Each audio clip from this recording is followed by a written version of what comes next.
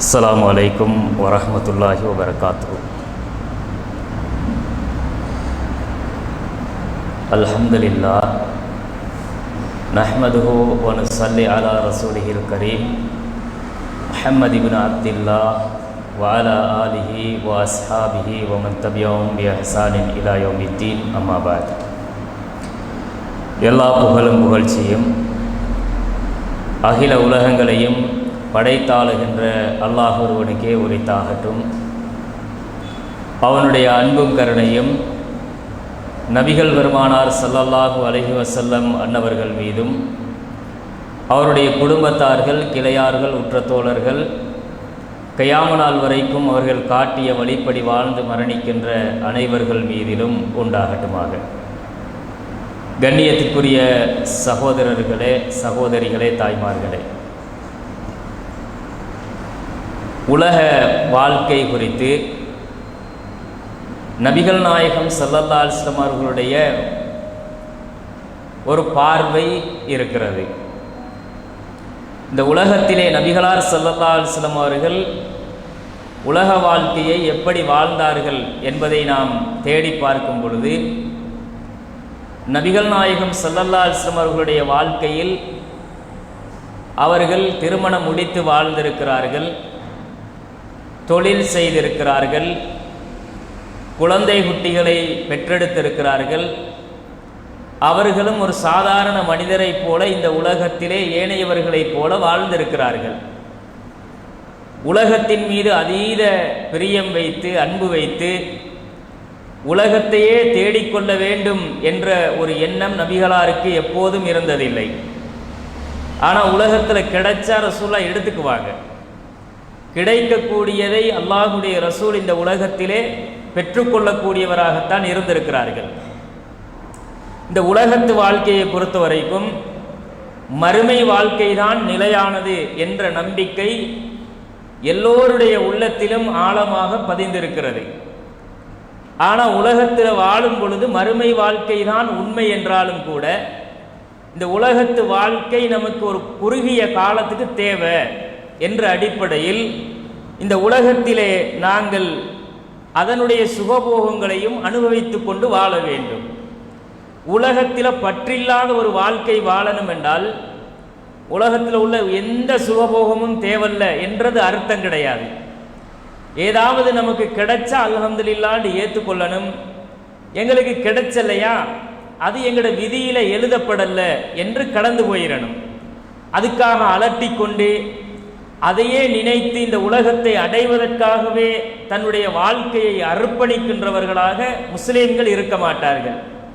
அல்லாஹ்வுடைய தூதர் ஸல்லல்லாஹு அலைஹி வஸல்லம் அவர்களும் அப்படித்தான் வாழ்ந்தார்கள். மார்க்கம் அனுமதிக்கக்கூடிய விதத்தில், மார்க்கம் அனுமதித்த முறைகளில் உலகத்தில் நாம் எதிர்பார்க்கிற ஒரு விஷயம் எங்களுக்கு கிடைச்சிதா அல்ஹம்துலில்லாஹ்னு அதை நாம் அக்செப்ட் பண்ணணும். நாங்கள் எதிர்பார்க்கிறது கிடைச்சல்லையா, அது விதியில் இல்லை அப்படின்னு விட்டுறணும். அப்படி ஒரு வாழ்க்கை தான் இந்த உலகத்தில் வாழ வேண்டும் என்பதை அல்லாஹு தஆலா முஸ்லிம்களுக்கு பாடமாகவே சொல்லித் தருகிறான்.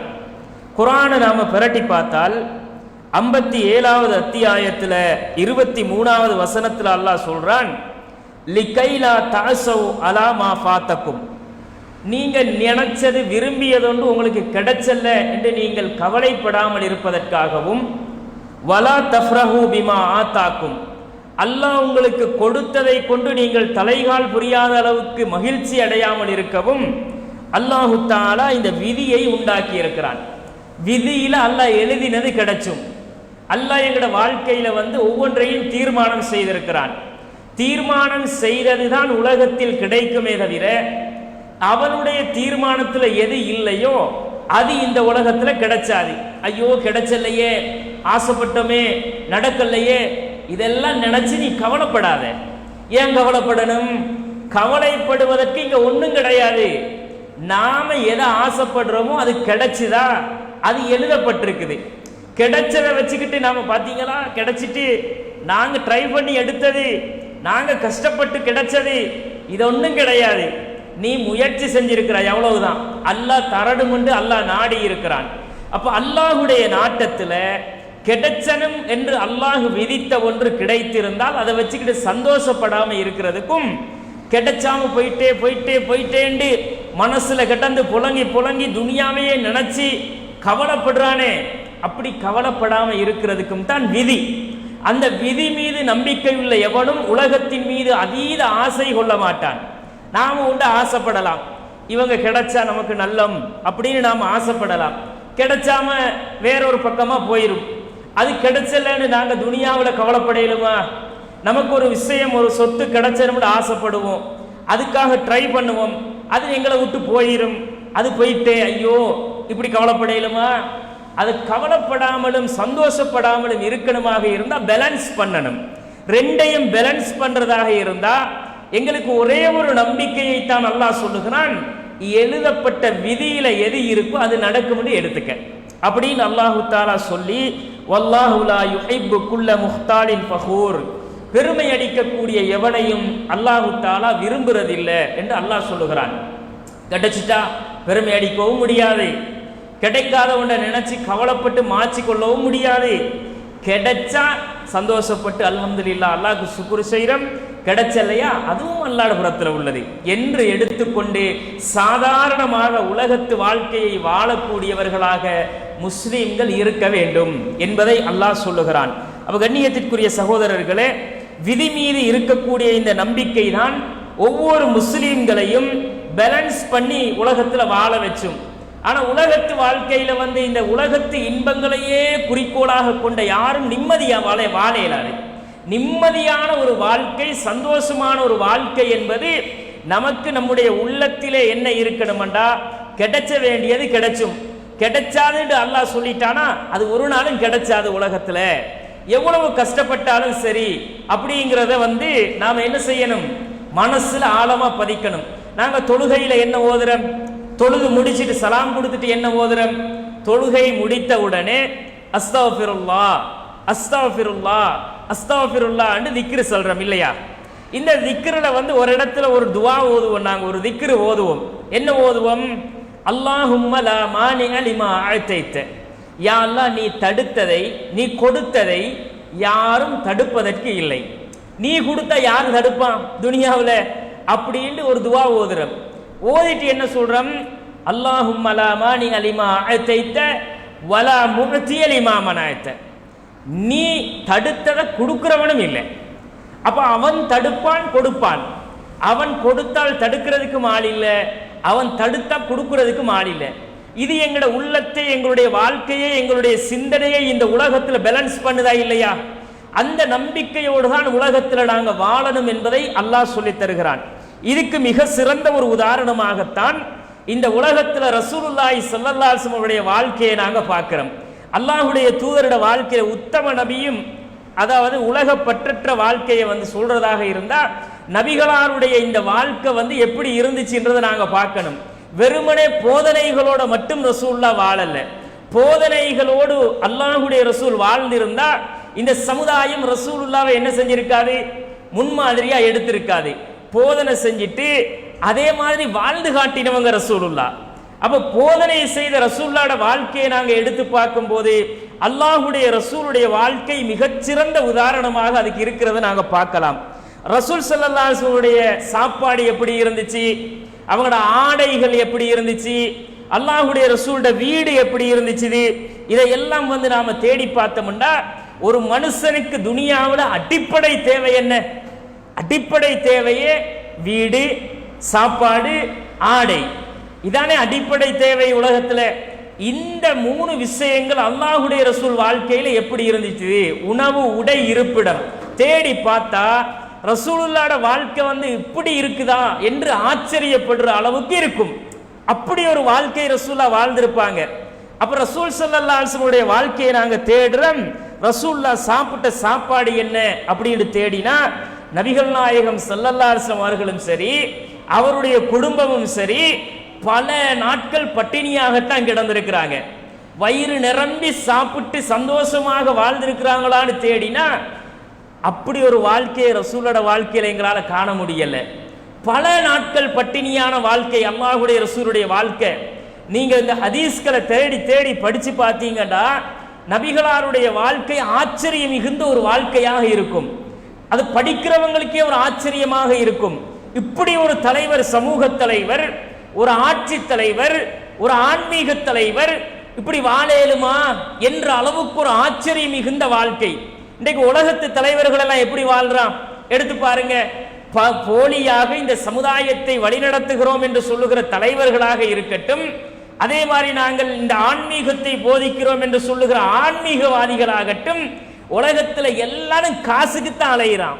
துனியாவில் அவன் சந்தோஷமா இருக்கணும், எவன் கழுத்தை அறுத்தாச்சும் தான் சந்தோஷமா இருக்கணும், சம்பாதிக்கணும். ஏமாத்தி பக்தி என்ற பேர்ல ஏமாத்தணும், காணிக்கை என்ற பேர்ல ஏமாத்தி எடுக்கணும் அப்படின்னு சொல்லித்தான் இன்றைக்கு நிறைய மக்கள் வாழ்றாங்க. அப்படித்தான் இன்றைக்கு உலகத்தில் சம்பாதிக்கிறான் நிறைய பேர். ஆன்மீகத்தில் பேரை காட்டுறது, கடவுளுடைய அவதாரம் என்றது, இப்படின்ட்டு மக்கள் போடுற காணிக்கையை சுருட்டி வச்சுக்கிட்டு கோடானு கோடிகளுக்கு அதிபதியாக வாழ்றது. ஆன்மீக தலைவர்கள், அரசியல்வாதிகளுடைய வாழ்க்கை எல்லாம் ஜகஜோதியான வாழ்க்கை தான். துனியாவில் எவன் கஷ்டப்படுறான்? எந்த அரசியல்வாதியாவது பிச்சை எடுக்கிற நிலையில தெருவில் தெரிஞ்சிருக்கிறானா? கிடையாது. ஒருவேளை சாப்பாட்டுக்கு கஷ்டப்பட்டிருக்கிறானா? கிடையாது. ஒரு உடுக்கிறதுக்கு ஆடை இல்லாம கஷ்டப்பட்டிருக்கிறானா? ஒத்தை ஆடையோட அலைந்த அரசியல்வாதி இருக்கிறானா? கிடையாது. வாகன வசதி இல்லாம வாழ்ந்திருக்கிறானா? அவனுக்குத்தான் அத்தனை வசதியும் இருக்குது துனியாவில். அவன் பேலஸ் என்ன, அவன் ஆடை என்ன, அவனுடைய ரகரகமான உணவு வகைகள் என்ன, அவனுக்கு வேலை செய்யறதுக்கு ஆட்கள் என்ன, இப்படி துனியாவில் நாம எடுத்து பார்த்தாலே உலகத்து வாழ்க்கையில ஒரு ராஜபோக வாழ்க்கை வாழ்றவன். ஆன்மீகவாதிகளும் அப்படித்தான். அவர் ஒரு சேர்ல உட்கார்ந்துக்குவாரு, அவருக்கு காலை தொட்டு கும்பிடணும், கையை பிடிச்சு முத்தமிடணும், காசு அவருடைய காலடியில கொட்டணும், காணிக்கைன்ற பேர்ல அங்க கொண்டே உண்டியல்ல கொட்டணும். இப்படி கொட்டி கொட்டி ஒரு மூளைகெட்ட சமுதாயம் என்ன செய்தன்ற ஆன்மீகத்திற பேர்ல அப்படி அவனுங்களை தூக்கி விட்டுருது. அவ்வளவு காசு யாருக்கு? கடவுளுக்கா? கடவுள் இறங்கி வந்து அள்ளிட்டு போவாரா? அவருக்கு யாரு கொடுக்கிறது? கடவுளுடைய பேரை சொல்லி அவன் சம்பாதிக்கிறான். ஆன்மீகம் ஆன்மீகம் என்று சொல்லி, அருள் கொடுக்கிறோம் என்று சொல்லி, மக்களிட குறை தீக்கிறோம் என்று சொல்லி அவனா எடுத்துக்கிறான், மக்களிடத்தை சுரண்டி திங்கிறான். இவனை எல்லாம் இந்த சமுதாயம் நம்புது. ஆனா இவர்கள் எல்லாம் தலைவர்கள். சமுதாயத்தில் ஆனா நல்லா தானே இருக்கிறான். எந்த சாமியாராவது காசு பணம் இல்லாம இருக்கிறானா? அண்மையில கூட இந்தியாவில் வந்து அவங்களோட கோயில்ல சேர்ந்த காசை எண்ணுமா, நிறைய இது மீடியாக்கள் எல்லாம் பரவிச்சது, எல்லாரும் பார்த்திருப்பாங்க. அங்க எண்ணி வேலை செய்யறவன், காவல்காரன், செக்யூரிட்டி, அதுல வந்து அந்த கோயில்கள்ல பூசாரியா இருக்கிறவன் காசை கண்டா என்ன பண்ணுவான்? ஒரு மனுஷன் உண்மையான யதார்த்தம் என்ன தெரியுமா? தேனை கண்டா அதை நக்கணும், அதான் அவன் யதார்த்தம். தேனை தொட்டவன் நக்காம இருக்கிறன்னு பழமொழி ஒன்று சொல்லுவாங்க ஊர்கள்ல. இந்த மாதிரி காசை பார்த்தா மலைமலையா குமிச்சு வச்சிருக்கிறான். அங்க ஒரு குவியல், இங்க ஒரு குவியல், மேசையில எல்லாம் குவியல் குவியலாக. எவன் வீட்டு காசு இதெல்லாம்? யார வீட்டு காசு? எல்லாம் மக்கள்கிட்ட காசு தானே. எல்லாம் கடவுள்கிட்ட பேர்ல கொள்ளை அடிச்சு கட்டுக்கட்டா அடுக்கி வச்சிருக்கிறான். செக்யூரிட்டி களவெடுக்கிறான். காசை கண்டு ஆசை வருது. பூசாரி கோயில்ல மந்திரிக்கிறவரு அவன் களவெடுத்துட்டு போறான். செக்யூரிட்டியில கையில எடுத்து கொடுக்கிறான். இதெல்லாம் கொண்டு போனா அதுக்கு பிறகு சிசிடி கேமராவில் மாட்டி அதெல்லாம் என்ன பண்றாருண்டா, நாங்க நடவடிக்கை எடுத்துட்டோம் அப்படிங்கிறான். நீ நடவடிக்கை எடுத்தாலும் எடுக்காட்டியும் யாருக்கு அந்த காசு? அதை வச்சுக்கிட்டு யாரு வாழுவான் சந்தோஷமா? அப்ப உலகத்துல இதையெல்லாம் ஏமாத்துறத பார்க்கிறோம். கண்ணியத்திற்குரிய சகோதரர்களே, அல்லாஹ்வுடைய ரசூல் ஸல்லல்லாஹு அலைஹி வஸல்லம் அவர்களுடைய வாழ்க்கை குறித்து உர்வா ரலியல்லாஹு அன்ஹு அவர்கள் சொல்லக்கூடிய செய்தி. உர்வா அவங்க ஆயிஷா ரலியல்லாஹு அன்ஹா அவங்கள்ட்ட வந்து அவங்களோட சகோதரியோட மகன் தானே உர்வா, அப்ப சாட்சி ஆயிஷா அவங்க அறிவிக்கிறாங்க. ஆயிஷா ரலியல்லாஹு அன்ஹா அவங்க வந்து அன்னஹா கானத் தகூலு, அவர்கள் சொல்லுவார்களாம், வல்லாஹி யபன உஹ்தி, என்னுடைய சகோதரியின் மகனே, இன் குன்னா லனன்லுரு இலல் ஹிலாலி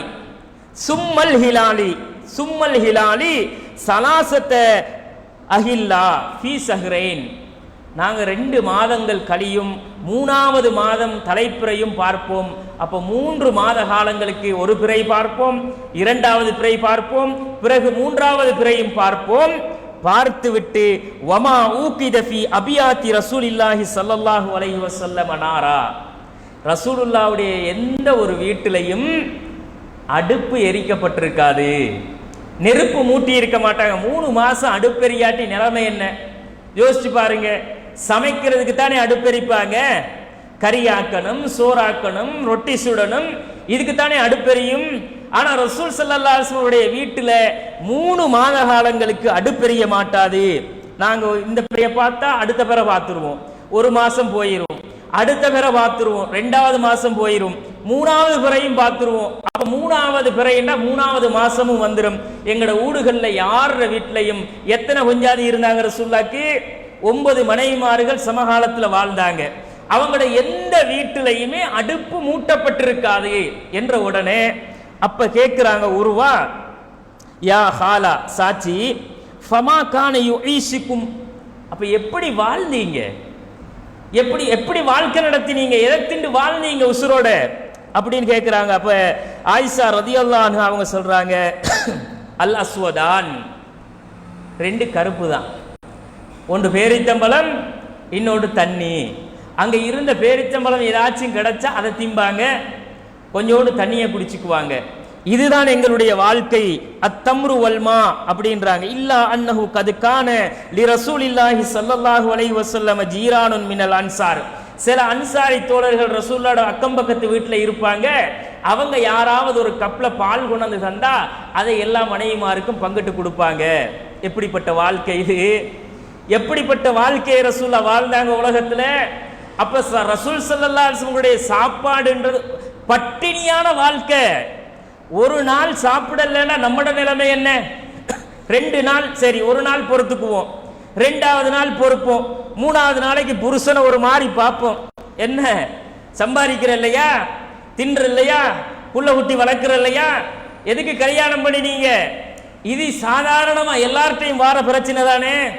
1 மாசம் இப்படி கடந்துச்சின்னு வைங்க, அவன் புருஷனே எனக்கு தேவையில்லைன்றுவாங்க. இப்படி ஒரு வாழ்க்கை எப்படி வாழ்றது? அவனோட என்னத்தை திண்டு குடிச்சு வாழ்றது? இப்படி நாங்க எங்களுக்கு தேவை, துனியாவுடைய தேவைகள் இருக்கிறது. நாங்கள் உண்ண வேண்டும், உடுக்க வேண்டும், செலவுகள் தேவைகள் துனியாவிலே தலைக்கு மேல இருக்குது. படிக்க வைக்கணும், தண்ணி பில் கட்டணும், கரண்ட் பில் கட்டணும், எவ்வளவு தேவை துனியாவில் இருக்கு. வீட்டுக்கு ஒரு வக்து சாப்பாடு இல்லாட்டி பிரச்சனை, 2 நேரம் சாப்பாடு இல்லாட்டி குழப்பம், புருஷன் பொண்டாட்டி கடையில் ஆர்கியூமெண்ட். இப்படி இந்த மாதிரி சர்ச்சைகள் எல்லாம் நமக்குள்ள இருக்கா இல்லையா? அகில உலக தூதர், அல்லாஹுடைய ரசூல், ஆன்மீகத்தின் தலைவர் தண்ட வீட்டுக்குள்ள சாப்பாடு இல்லாத நிலைமையில வாழ்ந்தாங்கன்றத நாங்க பார்க்கிறோம். இது முஸ்லிம்ல 2972வது செய்தியா நாம பார்க்கிறோம். சில நேரம் சாப்பிடுவாங்க ரசூலுல்லாஹ், ஆனா 3 நாளைக்கு வயிறு நிரம்ப சாப்பாடு கிடைச்சாது. 3 நாள் வயிறு நிரம்ப சாப்பிடுறதுக்கு சாப்பாடு கிடைச்சாது ரசூல் ஸல்லல்லாஹு அலைஹி வஸல்லம் அவங்களுக்கு. ஆயிஷா ரலியல்லாஹு அன்ஹா அவங்க தான் சொல்றாங்க, மா ஷபி ஆலு முஹம்மதின் ஸல்லல்லாஹு அலைஹி வஸல்லம் முந்து கதமில் மதீனா மின் தஆமில் பர்ரி ஸலாஸ லயாலின் திபாஅன் ஹத்தா குபில. மதீனாவுக்கு வந்ததுல இருந்து அல்லாஹுடைய ரசூலின் குடும்பத்தார்கள் நாங்கள் 3 நாட்கள் தொடர்ச்சியாக வயிறு நிரம்ப சாப்பிட்டதில்லை. எது வரைக்கும் தெரியுமா? அல்லாஹுடைய ரசூல் மரணிக்கிற வரைக்கும் அதான் நிலைமைண்டாங்க. ரசூலுல்லாஹ் மரணிக்கிற மௌத்தாகிற வரைக்குமே அதான் நிலைமை. சாப்பிடுறதுக்கு 3 நாள், ஒரு நாள் திண்டா 2 நாள் பட்டினி. அதுவும் கிடைச்சாட்டி அதுவும் இல்லை. கிடைச்சிற பேரிச்சம்பழம் தண்ணி சொட்டு, கிடைச்சிற 2 பேரிச்சம்பழம் 1 கப் தண்ணி. இப்படித்தான் வாழ்க்கை போய்கிட்டு இருக்கும். யாராச்சும் அக்கம் பக்கத்தில் இருக்கிற சஹாபிகள் பார்த்துட்டு, அல்லாஹுடைய ரசூலுடைய குடும்பம் பட்டினியா இருக்கிறாங்களே, பசியில வாடுறாங்களே அப்படின்னு யாராவது கூப்பிட்டு சாப்பாடு கொடுத்து ஏதாவது பாலை கொண்டு கொடுத்தா தான் சாப்பாடு அப்படின்ற நிலைமையை நாங்க பார்க்கிறோம். இது புகாரியில 5416வது செய்தியில பார்க்கலாம். ஒருமுறை ரசூல் ஸல்லல்லாஹு அலைஹி வஸல்லம் அவர்களுடைய வாழ்க்கையை பாருங்க கண்ணியத்திற்குரிய சகோதரர்களே, எப்படிப்பட்ட வாழ்க்கை இது. அல்லாஹுடைய ரசூல் ஆயிஷா அவங்க பக்கத்துல இருக்கிறாங்க. ஆயிஷா அவங்களோட பக்கத்துல ரசூலுல்லாஹ் இருக்கும்போது ஆயிஷா நாய்க்கு சரியான பசி, அப்படி பசியில வாடி போய் கிடக்குறாங்க. ரசூலுல்லாஹ்வும் பக்கத்துல இருக்கிறாங்க. ஒரு பாரசீக ஒரு நபித்தோழர் என்ன செய்யறாருன்னா, நல்லா குழம்பு வச்சு சமைப்பாரு, அக்கம் பக்கம் எல்லாம் நறுமணம் கமலும், அப்படி சுவையா சமைக்கிறவர். அவர் ஒரு நாள் தன்னை வீட்டில் சாப்பாடை சமைச்சு வச்சுட்டு அல்லாஹுடைய ரசூல்கிட்ட வாராரு. ரசூல்லாட்ட அல்லாஹ்வுடைய ரசூல்கிட்ட கேட்குறாங்க, யார் ரசூலல்லாஹ் சாப்பிடுவாங்க. அப்போ ரசூலுல்லாஹ் கேட்குறாங்க, கண்ணால் காட்டி இவங்களையும் கூட்டிகிட்டு வரட்டுமா, மனைவியை ஆயிஷாவையும் கூட்டிகிட்டு வரட்டுமா அப்படிங்கிறாங்க. இல்லை யார் ரசூலல்லாஹ் நீங்கள் மட்டும் வாங்க அப்படிங்கிறாங்க. அப்போ ரசூலுல்லாஹ் சொன்னாங்க, இல்லை அல்லாஹ் மீது ஆணையாக நான் அப்போ இவங்க வராட்டி நானும் வரமாட்டேன்னுட்டாங்க. திரும்ப போயிட்டார். அவர் போயிட்டு திருப்பி வாராரு. வந்து யார் ரசூலல்லாஹ் சாப்பிட வாங்க யார் ரசூலல்லாஹ் அப்படிங்கிறாங்க. அப்போ ரசூலுல்லாஹ் திரும்பவும் கண்ணால் காட்டுறாங்க, எப்பா மனைவி இருக்கிறாங்கப்பா இவங்களையும் கூட்டிகிட்டு வரட்டுமா அப்படிங்கிறாங்க. அப்போ அந்த சஹாபி சொல்கிறாரு, இல்லை யார் ரசூலல்லாஹ் நீங்கள் மட்டும் வாங்க அப்படின்னது. இல்லை எனக்கு உங்கள் சாப்பாடு வேணாம் நீங்கள் போங்க அப்படின்ட்டாங்க ரசூலுல்லாஹ். மனைவிக்கு கொடுக்காத சாப்பாடை நான் சாப்பிட வரமாட்டேன்னுட்டாங்க. 3வது தடவை வாராங்க, யார் ரசூலல்லாஹ் வாங்க யார் ரசூலல்லாஹ் சாப்பிட்றதுக்கு அப்படின்றாரு. 3வது தடவை ரசூலுல்லாஹ் கேட்டாங்க, என் மனைவியையும் கூட்டிட்டு வரட்டுமாண்டாங்க. ஏன் மனைவியையும் கூட்டிட்டு வரவா அப்படின்ற உடனே அவர் பார்த்தார், இது ரசூலுல்லாஹ் விடுற மாதிரி இல்லை, நாம அனுமதி கொடுத்தா தான் வருவாரு. சரி யார் ரசூலுல்லாஹ் வாங்கன்றதும் ஆயிஷா வாங்க போவோம். ரசூலுல்லாஹ் போறாங்க. பட்டினியாக இருந்த அந்த குடும்பத்துக்கு சாப்பாடு போட்டது பக்கத்து வீட்டுக்கார ஆளுங்க. அப்படி இருந்தாங்க ரசூலுல்லாஹ் நினைச்சிருந்தா வந்த பட்டினியிலையும் பசியில நம்மளுக்காச்சும் சாப்பாடு கிடைச்சிதே, போயிட்டு வெட்டிட்டு வருவோம் ஒரு வெட்ட அப்படின்னு போயிருக்கலாமா இல்லையா? அல்லாஹ்வுடைய ரசூல் என்ன பார்த்தாங்க, ஏன் பொஞ்சாதி பசிச்சிருக்க நான் போய் சாப்பிடணுமா, ஏன் மனைவி பட்டினி கிடக்க நான் போய் சாப்பிடணுமா, அவக்கும் கொடுத்துட்டு சாப்பிடுறேன்டா கூப்பிடு வாரேண்டாங்க ரசூலுல்லாஹ். அப்ப அந்த பட்டினியிலையும் தன் மனைவிய ரசூலுல்லாஹ் எப்படி பார்த்திருக்கிறாங்க? ஆயிஷா நாயகி போயிருந்தா என்ன நினைப்பாங்க, என்ன பட்டினி போட்டுட்டு இவர் போயிட்டு நல்லா திண்டு கொளுத்து திரியிறாரா அப்படின்னு நினைச்சிருக்க மாட்டாங்களா? போயிருந்தா கூட பசிக்குத்தானே போயிருப்பாங்க ரசூலுல்லாஹ். ஆனா அந்த நிலைமையை கூட அல்லாஹ்வுடைய ரசூல் என்ன செய்யல, இல்ல இல்ல நான் பட்டினி கிடந்தாலும் பரவாயில்லப்பா என் மனைவியை விட்டுட்டு வர மாட்டேன்றாங்க ரசூலுல்லாஹ். இந்த வாழ்க்கையை நாங்க பார்க்கிறோம். இது புகாரியில வரக்கூடிய செய்தி. அப்ப கண்ணியத்திற்குரிய சகோதரர்களே, இப்படி அல்லாஹ்வுடைய ரசூலுடைய வாழ்க்கை இந்த உலகத்துல இருந்திருக்குது, பட்டினியான வாழ்க்கை. சில நேரங்கள் அல்லாஹ்வுடைய ரசூலுடைய வாழ்க்கையில ஒரு ரொட்டி துண்டு கிடைச்சிரும், ரொட்டியை சுற்றுவாங்க, அதை சாப்பிட்றதுக்கு கறி இருக்காது. கறி இல்லாம ரொட்டியை மட்டும் சாப்பிட்றதுக்கு ஒரு சங்கடமான நிலைமை வந்துடும். ஒரு தடவை ரசூல் ஸல்லல்லாஹு அலைஹி வஸல்லம் அவங்க வந்து வீட்டுக்கு வராங்க. வீட்டுக்கு வந்து நபிகள் நாயகம் ஸல்லல்லாஹு அலைஹி வஸல்லம் அவங்க வந்து கேட்குறாங்க, இந்த ரொட்டியை சாப்பிட்றதுக்கு ஏதாச்சும் கறி இருக்குதாமா? ஆயிஷா அவங்கள்ட்ட கேட்குறாங்க. அப்ப அந்த மனைவி அவங்க சொல்றாங்க, யார் ரசூலல்லாஹ் பழைய வினாக்கிரி இருக்குது, பழைய வினாக்கிரி மட்டும்தான் இருக்குது அப்படிங்கிறாங்க. பறவையில கொண்டு வாங்க. பழைய வினாகிரின்னா எப்படிங்க தின்றது? யோசிச்சு பாருங்க. வினாக்கிரியை நாம திம்பமா? வினிகரை வந்து யாராச்சும் சாப்பாட்டுக்கு கறியா எடுத்து தின்றுக்கமா? நாங்க சம்பளம் அரைச்சி திம்போம், வினாகிரியை தொட்டுக்கிட்டு யாராவது தின்றுக்கமா? அல்லாஹ்வுடைய ரசூல் ஸல்லல்லாஹு அலைஹி வஸல்லம் அவங்க என்ன செய்யறாங்கன்னா, சரி பரவாயில்ல அதை கொண்டு வாங்கங்கிறாங்க. கொண்டு வந்த உடனே அதை கொண்டு வந்து அல்லாஹ்வுடைய ரசூல்கிட்ட கொடுக்குறாங்க. ரசூல் ஸல்லல்லாஹு அலைஹி வஸல்லம் அவங்க வந்து அதை எடுத்து கொண்டு சொல்லுகிறார்கள், இதான்ப்பா கறி அப்படிங்கிறாங்க ரசூலுல்லாஹ். எப்படிப்பட்ட சங்கடத்தை ரசூலுல்லாஹ் எப்படி சமாளிக்கிறாங்க பாருங்க. எவ்வளவு பெரிய சங்கடம், அதை எப்படி ரசூலுல்லாஹ் சமாளிக்கிறாங்கன்னா, இதான்ப்பா கறி அப்படின்னு ரசூலுல்லாஹ் அதை ரசிச்சு ரசிச்சு சாப்பிடுறாங்க. கிடைச்சதை வச்சு ரசூலுல்லாஹ் திருப்தி அடைஞ்சாங்க. கிடைச்சதை வச்சு நபிகள் நாயகம் ஸல்லல்லாஹு அலைஹி வஸல்லம் அவர்கள் உலகத்து வாழ்க்கையிலே சந்தோஷம் அடைந்தார்கள், நிம்மதியாக அதை சாப்பிட்டாங்க. இதாச்சும் கிடைச்சிச்சு அல்லாஹ் கொடுத்ததுல அப்படின்னு ரசூலுல்லாஹ் அந்த குழம்பை சாப்பிட்டார்கள். அப்படிங்கிறத வந்து நாங்க முஸ்லிம்ல 4169வது செய்தியில பார்க்கலாம். அப்ப ரசூலுல்லாஹ் ஸல்லல்லாஹு அலைஹி வஸல்லம் அவர்களுடைய சாப்பாடுன்றது இப்படித்தான் இருந்துச்சு. சில நேரங்கள்ல பட்டை தீட்டப்படாத தொளி நீக்கப்படாத கோதுமை கிடைச்சும். கோதுமை கிடைச்சும் எப்படின்னா, இந்த நெல்லை பார்த்துருங்க தானே, நெல் நமக்கு தெரியும். நெல்லை வந்து நாங்க பட்டை தீட்டினா தான் அரிசி. எங்களுக்கு இந்த மாதிரி இந்த நகர்ப்புறங்கள்ல வாழ்றதுனால அந்த கஷ்டம் தெரிகிறது இல்லை. நாங்க என்ன நெல்லை எடுத்துக்கொண்டு அவிச்சு அதை காய போட்டு குத்தி நாங்க அரிசை வந்து நாமளா பிரிச்சு எடுக்கிறேன்னு சொன்னா எங்களுக்கு தெரிஞ்சிருக்கும். ஆனா எங்களுக்கு எப்படி வருது, எங்கேயோ இருந்து பார்சல் பண்ணி வருது, பேக்ல வருது, 5 கிலோ 10 கிலோ வருது. ஆனா கிராமத்து புறங்கள்ல எல்லாம் உள்ளவங்களுக்கு அது தெரியும்.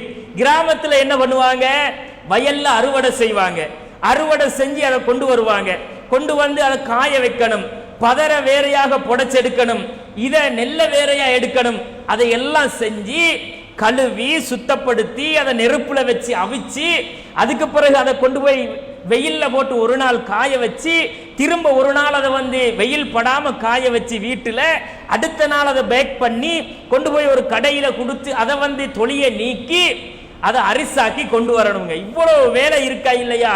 இதையெல்லாம் செஞ்சு அது வீட்டுக்கு வந்தாத்தான் உலையில போட்டு சாப்பிடுறோம் சோறு.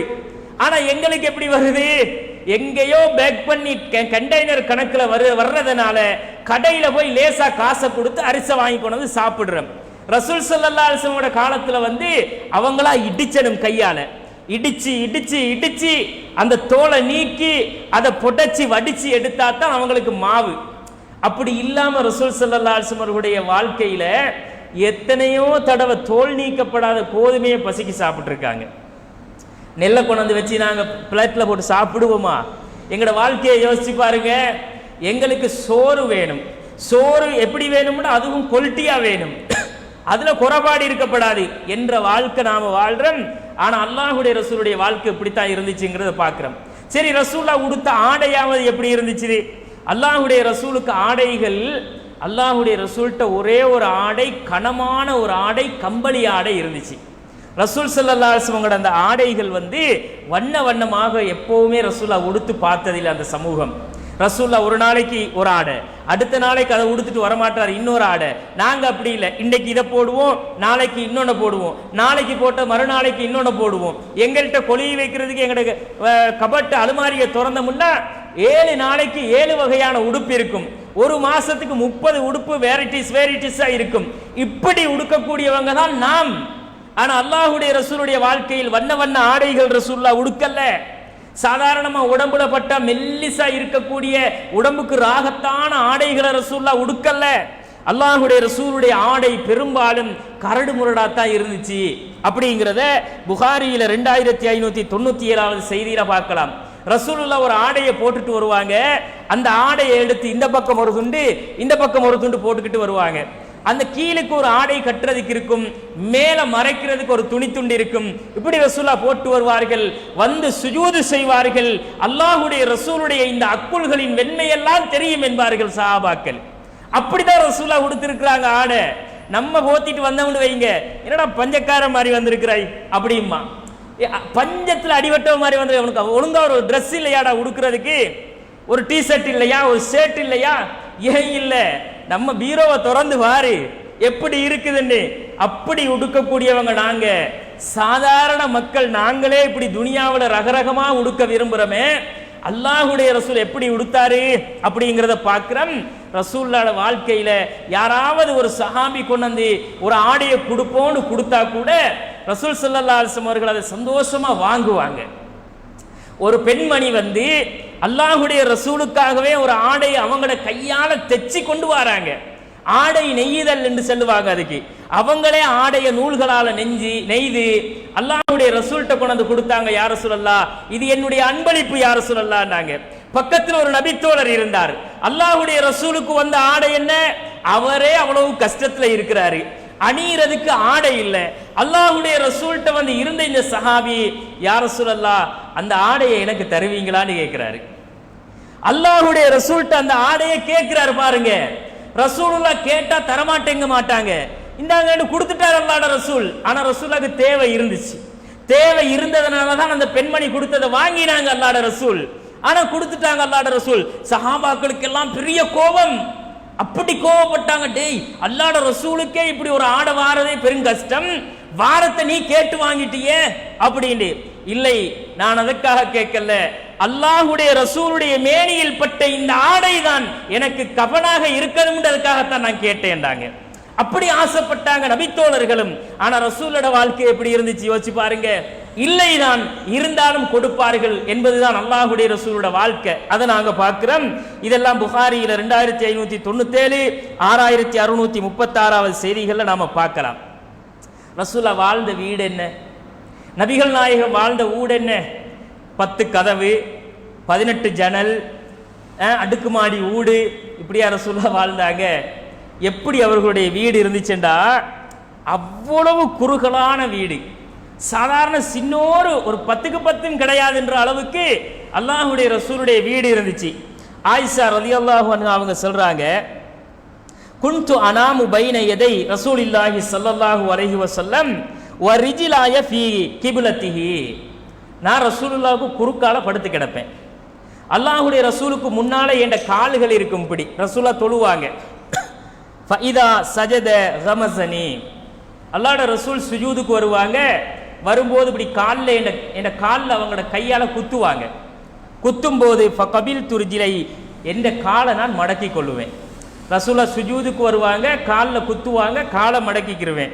ஃபஇதா காம பசத்துஹுமா, அவர் எலும்பி நின்றுட்டாருண்டா நான் காலை நீட்டி வச்சுக்கிட்டு திரும்ப படுப்பேன், தூங்குவேன் அப்படின்றாங்க. ஏன்னு கேட்டா காலத் வல் புயூத்து யௌம இதின் லைஸ ஃபீஹா மசாபி.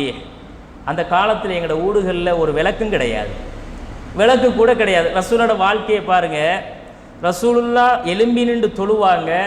சுஜூதுக்கு போகிறதுக்கு அங்கால மனைவி படுத்தா சுஜூது செய்ய இடம் இல்லை. எப்படி ஒரு வாழ்க்கையாக அது இருந்திருக்கும்? ரசூலுல்லாட வாழ்க்கை, அந்த மனைவி காலை மடக்கினா தான் சுஜூதில் போய் தலையை வைக்கலாம்ன்ற நிலைமை. அப்போ நாங்கள் இந்த மாதிரி தான் எங்களோட வாழ்க்கையை கடத்தினோம். ஆனால் வீட்டில் ஒரு விளக்கு கூட இருக்காது. ஒரு பெல்ப் அடிபட்டுட்டு வைங்க, வீட்டில் கொஞ்சாதி காட்டுவா, அடிபட்டுட்டுது, வரும்போது வாங்கிட்டோம். இல்லைன்னா மாப்பிள்ளை எங்கேயாவது இருப்பார், கோலை போடுவா, வீட்டில் என்ன தேவையோ அத்தனையும் ஓர்டர் புழும். மாப்பிள்ளை அதெல்லாம் லிஸ்ட் பண்ணிக்கணும். இல்லாமல் போனாருன்னு வைங்க வீட்டுக்கு, அவ மனைவி போடுற ஓர்டர் அவ்வளவும் வீட்டை வராட்டி என்ன நிலைமை? அப்படி இருக்கு நம்மட வாழ்க்கை துனியாவில். எல்லாம் உடனே வாட்ஸ்அப்பில் லிஸ்ட் பண்ணி போட்டு கடையில் போய் இறங்கி பில்லை போட்டு எடுத்துட்டு வீட்டுக்கு வரும்போது சாமானோட தான் புருஷனார் வந்து வீட்டுக்கு அஸ்ஸலாமு அலைக்கும் பண்ணணும், இல்லாட்டி வாலைக்கும் அஸ்ஸலாம் தான் திரும்ப போங்க. இப்படி இந்த வாழ்க்கை துனியாவில் நம்மளோட வாழ்க்கை போகும். ஆனால் அல்லாஹுடைய ரசூலுடைய வீட்டில் வல் புயூத்து யௌமைதின் லைஸ ஃபீஹா மசாபி, விளக்கு கூட இல்லை எங்கட வீட்டில்பாங்க. விளக்கு பற்ற வச்சு வைக்கிறதுக்கு விளக்கு இல்லை. அப்படியான ஒரு வாழ்க்கை அல்லாஹுடைய ரசூலுடைய வாழ்க்கை என்று ஆயிஷா ரலியல்லாஹு அன்ஹா அவங்க சொல்றாங்க. இது புகாரியில 382வது செய்தி. ரசூலோட வீட்டுக்கு ஒரு பாய் இருக்கும், ஒரு பாய்.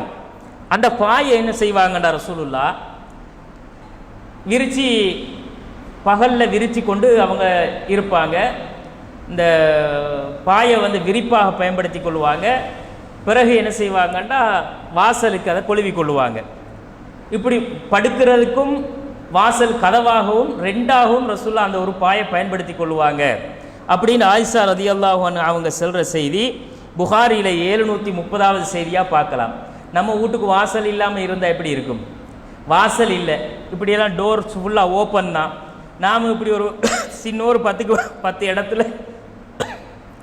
10 இடத்துல வந்து நாம் உட்காந்துக்கிட்டு இருக்கிறோம். புருஷனும் பொண்டாட்டி இப்படி எல்லாம் திறந்து போட்டுட்டு இப்படி இருந்தால் என்ன நிலைமை? ஆனால் ரசூலோட காலத்தில் அவங்களோட வாழ்க்கையே என்னென்னா ஓப்பன், கதவு கூட இல்லாத வீடு, ஒரு பாய் தான் கதவு, தூங்குறதுக்கு அந்த பாயை எடுத்து போட்டுக்குருவாங்க. இருட்டானா ஒன்றும் விளங்காது இல்லை, அப்படி பயன்படுத்திக்குவாங்க அல்லாஹுடைய ரசூல் என்று சொல்கிறாங்க. இந்த மாதிரியான ஒரு வாழ்க்கை தான் அல்லாஹுடைய ரசூல் ஸல்லல்லாஹு அலைஹி வஸல்லம் அவர்கள் வாழ்ந்திருக்கிறார்கள். நபிகள் நாயகம் ஸல்லல்லாஹு அலைஹி வஸல்லம் இந்த செய்திகளை எல்லாம் நாம் வாசித்தா எங்களுக்கு இந்த செய்தி என்ன சொல்லுது? நபிகளார் ஸல்லல்லாஹு அலைஹி வஸல்லம் அவங்க வந்து இந்த உலகத்தில் சாதாரணமாக ஒரு மனுஷன் அனுபவிக்கிற இன்பத்தை, சந்தோஷத்தை கூட அதாவது உலகத்தினுடைய அந்த இன்பங்களை கூட ரசூலுல்லாஹ் சொகுசுகளை கூட அனுபவிச்சில்லை. அனுபவிக்காமத்தான் அல்லாஹ்வுடைய ரசூல் வாழ்ந்திருக்கிறாங்க அப்படிங்கிறத இந்த செய்திகள் நமக்கு எடுத்து காட்டுது. ஆனாலும் நபிகள் நாயகம் ஸல்லல்லாஹு அலைஹி வஸல்லம் அவங்க வந்து இதெல்லாம் நமக்கு கிடைச்சல்லையே அப்படின்னு ஒரு நாளும் சலித்து கொள்ளலை. நமக்கு இப்படி வீடு வாசல் இருக்குது, இதை கொஞ்சம் இன்னும் ஒரு 2-3 ரூமா கட்டிக்கணுமே, ஒரு பல்பு கூட நமக்கு இல்லையே, விளக்கு கூட இல்லையே, ஒரு விளக்கை வந்து வாங்கி வச்சுக்கிறணுமே, ஒரு ஆடை கூட நமக்கு ஒழுங்காக உடுக்கிறதுக்கு இல்லையே, அதுக்கு ஒரு 2-3 ஆடையை மாத்தாடை வாங்கி வச்சுக்கொள்ளணுமே. இப்படி ரசூலுல்லாஹ் ஒரு நாளுமே அவங்களோட வாழ்க்கையை நினச்சி உலகத்தில் சலிச்சு கொண்டதே கிடையாது. கிடைச்சதை வச்சு சந்தோஷப்பட்டாங்க, இல்லாததை வச்சு அல்லாஹ்வுடைய ரசூல் ஒருபோதும் அலட்டி கொண்டது இல்லை அப்படிங்கிறத பார்க்குறோம். அதே மாதிரி ரசூலுல்லாஹ் இந்த உலகத்தில் வந்து பற்று இல்லாமல் வாழ்ந்தாங்கன்றதுக்கு இன்னொரு உதாரணத்தை பாருங்க. இது எவ்வளோ அருமையான ஒரு சம்பவம் பாருங்க. நபிகள் நாயகம் ஸல்லல்லாஹு அலைஹி வஸல்லம் அவங்க வந்து நாம ரசூலுல்லாஹி ஸல்லல்லாஹு அலைஹி வஸல்லம் அலா ஹசீரின், ஒரு பாயில ரசூலுல்லாஹ் படுத்து தூங்கி இருக்கிறாங்க. ஃபகாம வகது அஸ்ஸர ஃபீ ஜன்பிஹி, ரசூலுல்லாஹ் அந்த பாயில படுத்து எழும்பி இருக்கிறாங்க. அவர் மேனியில எல்லாம் அந்த பாயிட அடையாளங்கள் அச்சுகள் பட்டிருக்குது. பாயில நாங்கள் சும்மா ஆடை இல்லாமல் படுத்தெலுமினோம்டா பாயிட அடையாளம் எல்லாம் அவங்களோட மேலில் தெரியுது. அப்போ சஹாபாக்கள் சொல்கிறாங்க, யா ரசூலல்லாஹ் லவித்தகதுனால கவிதான், உங்களுக்கு இதை பாயில போட்டுக்கொள்றதுக்கு ஒரு விரிப்பை நீங்கள் அனுமதிச்சிங்கன்னா நாங்கள் செஞ்சு தரவா அப்படின்னு கேட்குறாங்க. ஒரு விரிப்பையாச்சும் போட்டுக்குங்க யா ரசூலல்லாஹ், விரிப்பை நீங்கள் விரும்பினா நாங்கள் உங்களுக்கு செஞ்சு தாரோம் அப்படின்ற உடனே ரசூல் ஸல்லல்லாஹு அலைஹி வஸல்லம் அவங்க விரும்பி இருந்தால் 1க்கு 10 விரிப்பு கொண்டு கொடுத்துருப்பாங்க. அப்படி அல்லாஹுடைய ரசூலோடு தங்கள் உயிரை விட ரசூல்லாவை நேசித்த சமுதாயம் அவங்க. அப்படி கேட்ட நேரம் அல்லாஹ்வுடைய ரசூல் சொன்னார்கள், மாலி வலி துனியா, எனக்கும் இந்த உலகத்துக்கும் என்னப்பா இருக்குது, என்ன தொடர்பு இருக்கு, எனக்கும் இந்த துனியாவுக்கும் இடையில் இருக்கிற என்ன தொடர்பு இருக்கிறது? மா அனஃபி ஃபி துன்யா இல்லா கராகிபின் இஸ்ததல்ல தஹ்த ஷஜரத்தின் சும்மராஹ வதரக்கஹா, ஒரு பயணியை போல அவன் ஒரு மரத்துக்கு கீழே வந்து கொஞ்ச நேரம் ஓய்வெடுத்துட்டு பிறகு அதை விட்டுட்டு போறவன் மாதிரி தானே நான் இந்த துனியாவில் இருக்கிறேன். ஒரு பயணி வாரான், அவன் அந்த கஷ்டத்துக்காக களைப்புக்காக ஒரு மரத்துக்கு கீழே ஓய்வெடுக்கிறான். ஓய்வெடுத்தவன் அந்த மரத்தை விட்டுட்டு கொஞ்ச நேரத்தில் போயிடுவான் தானே, அப்படித்தானே நான் இந்த துனியாவில் வாழ்றேன். அப்போ ஒரு உலகத்து வாழ்க்கையில நான் நிரந்தரமா வாழ வரலையப்பா, நான் கொஞ்ச காலம் வாழ்ந்துட்டு போக போறவன் இதை விட்டுட்டு. அப்படிப்பட்ட வாழ்க்கையில் எனக்கு எதுக்கு இந்த சுகங்கள், சுகபோகங்கள், சொகுசுகள் அப்படின்னு ரசூல் ஸல்லல்லாஹு அலைஹி வஸல்லம் அவர்கள் கேட்கிறார்கள். எனக்கும் இந்த உலகத்துக்கும் என்ன தொடர்பு இருக்கிறது? நான் ஒரு பயணியை போல பயணத்தை முடிச்சா போய்கிட்டே இருக்க வேண்டியதான் அப்படிங்கிறத ரசூல் ஸல்லல்லாஹு அலைஹி வஸல்லம் அவர்கள் சொல்லுகிறார்கள். இந்த செய்தியை நீங்க பார்த்தீங்கன்னா நபிகள் நாயகம் ஸல்லல்லாஹு அலைஹி வஸல்லம் அவருடைய உடம்புல பட்ட அந்த தழும்புகளை பார்த்து சஹாபாக்கள் கவலை அடைந்தார்கள். அல்லாஹ்வுடைய ரசூலா இப்படி இருக்கிறது, ஒரு ஒரு ஆகப்பெரிய ஒரு ஆன்மீக தலைவர் இல்லையா இவர், எப்படிப்பட்ட ஒரு வாழ்க்கையை இந்த தூதர் வாழ்றாரு என்று அந்த மக்கள் கவலைப்பட்டு தான் கேட்டாங்க. ஆனா ரசூல்லா கொடுத்த பதில் என்ன? உலகத்தில் எனக்கு எந்த சுகபோகங்கள் தேவையில்லப்பா, இதெல்லாம் நான் எதிர்பார்க்கவும் இல்லை அப்படிங்கிறது அல்லாஹ்வுடைய ரசூல் ஸல்லல்லாஹு அலைஹி வஸல்லம் அவர்கள் சொன்னதுல இருந்து இந்த உலகத்துக்கும் ரசூலுல்லாஹ்வுக்கும் இடையில் அவர்கள் எப்படிப்பட்ட ஒரு தொடர்பை பேணினார்கள் அப்படிங்கிறத நாங்க பார்க்கலாம். அப்படி ஒரு வாழ்க்கையை அல்லாஹ்வுடைய ரசூல் வாழ்ந்தார்கள். இன்னொரு சம்பவத்தை பாருங்க, நபிகள் நாயகம் ஸல்லல்லாஹு அலைஹி வஸல்லம் அவங்க வந்து ஒரு ஈச்சம் பாயில படுத்து கிடக்குறாங்க. ஈச்சம் பாயில படுத்திருக்கிறாங்க, தலைக்கு கீழே ஈச்ச நார்கள் நிரப்பப்பட்ட ஒரு தலையணை இருக்கிறது. தலைக்கு மேல ஒரு பை, ஒரு தோளாலான ஒரு பை தொங்குகிறது. கால் பக்கத்துல கருவேப்பிலை இலைகள், கருவேல மரத்தினுடைய இலைகள் எல்லாம் கொட்டப்பட்டிருக்கிறது. அவர் உட்கார்ந்துகிட்டு இருக்கிறாரு. உமர் ரலியல்லாஹு அன்ஹு அவங்க வந்து உள்ள வாராங்க. உள்ள வார நேரம் இந்த நிலையை அவங்க பார்க்கிறாங்க. ரசூலுல்லாஹ்வுடைய உடம்பிலே பாயினுடைய அடையாளங்கள், தலைக்கு மேல இப்படி ஒரு தோல் துருத்தி தொங்குது, இந்த மாதிரி காலடியில கருவேல இலைகள் எல்லாம் கொட்டப்பட்டிருக்குது. அல்லாஹ்வுடைய ரசூலுக்கு விரித்து கொள்ள ஒரு விரிப்பு இல்லை, தலைக்கு வச்சு படுக்கிறதுக்கு அழகா ஒரு தலவாணி இல்லை. அல்லாஹ்வுடைய ரசூலை பார்த்த உடனே உமர் ரலியல்லாஹு அன்ஹு அவர்கள் தேம்பி தேம்பி அழ ஆரம்பிக்கிறாங்க, கண்ணீர் விட்டு அழுகிறாங்க. அழும்போது அல்லாஹ்வுடைய ரசூல் கேட்டார்கள், உமரே ஏன் அழுவுறீங்க அப்படிங்கிறாங்க. அப்போ உமர் ரலியல்லாஹு அன்ஹு அவங்களுக்கு இந்த ரசூலுல்லாஹ்வுடைய சிச்சுவேஷனை பார்த்து பொறுக்க முடியாத, தாங்க முடியாத ஒரு கவலை. அல்லாஹ்வுடைய ரசூல் நினைச்சா எப்படி வாழலாம்? அல்லாஹ்வுடைய ரசூலுக்கு வாழ்றேன்னு சொன்னா அப்படி ஒரு ராஜ வாழ்க்கை வாழலாமே. இப்படி இருந்தும் அல்லாஹ்வுடைய ரசூலுடைய வாழ்க்கை இவ்வளவு கஷ்டத்திலையும் இவ்வளவு ஒரு வறுமையிலையும் இருக்கிறாரே அல்லாஹ்வுடைய ரசூல் என்று அழும்போது ரசூலுல்லாஹ் ஏன் உமர் அழுவுறீங்க அப்படிங்கிறாங்க. யா ரசூலல்லாஹ், பைசாந்திய பேரரசினுடைய மன்னர்கள் எல்லாம், அரசர்கள் எல்லாம், கைசரும் கிஸ்ராவும் உலகத்து செல்வங்களை எல்லாம் எடுத்துக்கொண்டு எப்படி வாழ்க்கை வாழ்றான் பாருங்க யா ரசூலல்லாஹ். அப்ப பேர் வல்லரசாக அவங்க இருந்திருக்கிறாங்க. அவ்வளவு பெரிய சொகுசான வாழ்க்கை, கஷ்டமில்லாத வாழ்க்கை, பஞ்சரை மெத்தையில் படுத்து தூங்குகிற ஒரு வாழ்க்கை கைசருக்கும் கிஸ்ராவுக்கும் இந்த உலகத்தில் இருக்க யா ரசூலல்லாஹ். நீங்க அல்லாஹ்வுடைய தூதர் இல்லையா? நீங்கள் ஒரு ஆன்மீகத்தின் தலைவர் இல்லையா யா ரசூலல்லாஹ்? வ அன்த ரசூலுல்லாஹ், நீங்க அல்லாஹ்வுடைய ரசூலாச்சே, இப்படி இருக்கிறீங்களே என்று உமர் ரலியல்லாஹு அவங்க கேட்கிறாங்க. கேட்கும் போது அல்லாஹ்வுடைய ரசூலுடைய பதில் எப்படி தெரியுமா இருந்துச்சு? அதான் இந்த உலகத்துக்கு அல்லாஹ்வுடைய ரசூல் காட்டின ஒரு முன்மாதிரி. அல்லாஹ்வுடைய ரசூல் இந்த உலகத்தோடு பேணிய உறவு அதுதான் சகோதரர்களே. அல்லாஹ்வுடைய ரசூல் சொல்லுகிறார்கள், அமா தர்லா அன் தக்கூன லஹுமுத் துன்யா வலனல் ஆகிரா. உமரே, அவர்களுக்கு இந்த உலகமும் நமக்கு மறுமையும் கிடைக்கிறதே, அதை நீங்கள் பொருந்திக் கொள்ளவில்லையா? அவங்களுக்கு துனியாதான், துனியாவிலே கஷ்டமில்லாத வாழ்க்கை, துனியாவிலே சந்தோஷமான வாழ்க்கை, துனியாவிலே ஆடம்பரமான வாழ்க்கை, அது அவங்களுக்கு துனியாவில் தான் உமரே. இது அத்தனையுமே இதைவிட சிறப்பாக மறுமையில் நமக்கு கிடைக்குமே, அதை நீங்க பொருந்திக் கொள்ளலையா? அப்படி ஒப்பிட்டு ரசூல்லா மறுமையோட ஒப்பிட்டு அந்த மறுமை வாழ்க்கை தானே உமர் சிறந்தது என்றார்கள் ரசூலுல்லாஹ். அப்ப உலகத்தை தேர்ந்தெடுப்பதாக இருந்தா ரசூலுல்லாஹ் நினைச்சிருந்தா அவர்களுக்கு இரட்டை தலைமை இருந்தது. ஒன்று ஆன்மீக தலைவராக இருந்தாங்க, இன்னொன்று ஆட்சியினுடைய ஜனாதிபதியாக இருந்தாங்க. ரெண்டு தலைமை பதவியை வச்சு ரசூலுல்லாஹ் நினைச்சிருந்தா அடிச்சு பறிச்சிட்டு வாரத அந்த சண்டையில கிடைக்கக்கூடிய கனிமத்துக்களை எல்லாம் எடுத்து எடுத்து வந்து அல்லாஹ்வுடைய ரசூல் நினைச்சிருந்தா அப்படி ஒரு வாழ்க்கையை இந்த உலகத்துல வாழ்ந்திருக்கலாம். ஆனா வாழலையே, அல்லாஹ்வுடைய ரசூல்ட்ட அப்படி ஒரு வாழ்க்கையை காணலையே. அவர்களுக்கு இந்த உலகம் உமர், நமக்கு மறுமை என்று அல்லாஹ்வுடைய ரசூல் சொன்னதை நாம் பார்க்கிறோம். இது 4913வது செய்தியில புகாரியில நாம பார்க்கலாம். அல்லாஹ்வுடைய ரசூல் ஒரு குர்ஆன் வசனத்திற்கு உயிரோட்டமாக அவர்கள் வாழ்ந்தார்கள். அந்த குர்ஆன் வசனத்தை படிக்கும் போது ரசூலோட வாழ்க்கை அப்படியே எடுத்து காட்டா இருக்குது. இப்படித்தான் ரசூலா வாழ்ந்தாங்க. இந்த கைசர் கிஸ்ரா பக்கம் ரசூலா பார்த்திருந்தா, கைசரை பார் எப்படி வாழ்க்கை வாழ்றான், கிஸ்ரா எல்லாம் என்ன வாழ்க்கை வாழ்றான், எனக்கு வாழையிலாதா அப்படின்னு ரசூல்லா உலகத்து செல்வம் எல்லாம் காலடியில கொட்ட சொல்லி இருந்தா அவ்வளவையும் கொண்டு வந்து கொட்டியிருப்பாங்க.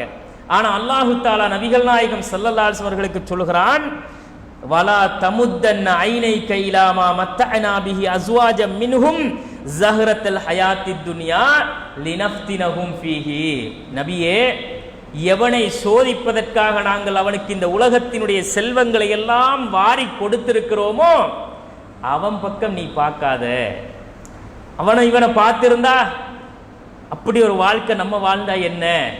அப்படித்தானே உலகத்துல அடுத்தவனை பார்த்து பார்த்து தானே வாழ்றது.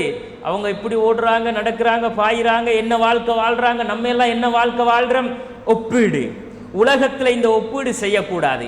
இந்த ஒப்பீடு செஞ்சா நிம்மதி போயிரும், சந்தோஷம் போயிரும். அப்ப எதை ஒப்பிடணும்? மறுமையோடு ஒப்பிடணும் இந்த வாழ்க்கைய. அப்படிங்கிறத அல்லாஹ் சொல்லி காட்டுகிறான். அங்க நீங்க என்ன செய்யாதீங்க, பார்க்காதீங்க. வரிஸ்கு ரப்பிக ஹைருன் வ அப்கா, உங்கள் இறைவனிடம் இருக்கின்ற செல்வம் தான் உங்களுக்கு மிக சிறந்தது என்று அல்லாஹ் சொல்லுகிறான். இது 20வது அத்தியாயத்துல 131வது வசனத்துல பார்க்கலாம். அப்ப இந்த வசனத்துல அல்லாஹு தாலா சொல்ற மாதிரி தான் அல்லாஹ்வுடைய ரசூலோட வாழ்க்கை இருந்துச்சு.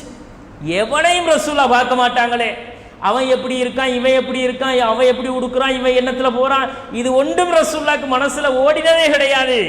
கிடைச்சிச்சா எடுத்துக்கிட்டு சந்தோஷமா வாழுவாங்க. கிடைக்காத ஒன்றுக்காக ரசூலுல்லாஹ் ஒருபோதும் அடுத்தவர்களை பார்த்து வாழ்ந்ததில்லை. அப்படி வாழ கற்றுக் கொடுக்கவும் இல்லை. அல்லாஹ்வுடைய வசனங்களுக்கான உயிரோட்டமான வாழ்க்கையை தான் இந்த உலகத்துல ரசூலுல்லாஹ் வாழ்ந்தாங்க. அப்படி உலகத்தோடு பற்றில்லாத ஒரு வாழ்க்கையை அல்லாஹ்வுடைய ரசூல் வாழ்ந்ததையும் நாம் பார்க்கிறோம். அப்ப உலக இன்பங்கள்ல எந்த ஒன்றும் இல்லைன்னு ரசூலுல்லாஹ் வந்து கவலைப்பட்டு வாழ்ந்ததும் இல்லை. கிடைச்சதை கொண்டு ரசூலுல்லாஹ் அப்படி தலகால் புரியாம சந்தோஷத்துல துள்ளி குதிச்சு வாழ்ந்ததும் கிடையாது. சாதாரண ஒரு வாழ்க்கை, அந்த வாழ்க்கையிலேயும் நிம்மதியான வாழ்க்கை வாழ்ந்தார்கள், திருப்தியான ஒரு வாழ்க்கை வாழ்ந்தார்கள். ரப்புடைய திருப்தி தான் வேண்டும் என்று வாழ்ந்தார்கள். அப்படிங்கிறத நாங்க பார்க்கலாம். அப்ப கண்ணியத்திற்குரிய சகோதரர்களே, ஒரு முறை ரசூல் ஸல்லல்லாஹு அலைஹி வஸல்லம் அவங்க வந்து அப்துல்லாஹ் இப்னு உமர் ரலியல்லாஹு அன்ஹு அவங்க அறிவிக்கிறாங்க, அல்லாஹ்வுடைய ரசூல் வந்து என் தோளை பிடிச்சாங்க.